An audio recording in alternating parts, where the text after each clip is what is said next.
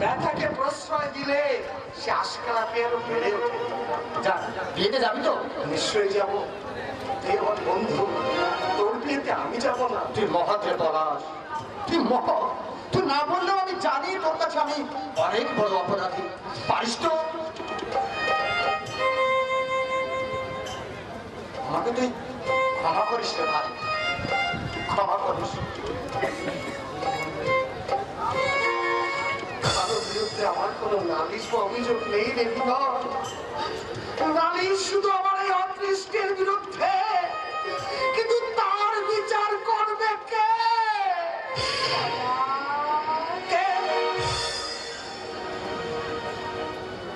একে নূপুর, এত রাত্রে তুমি?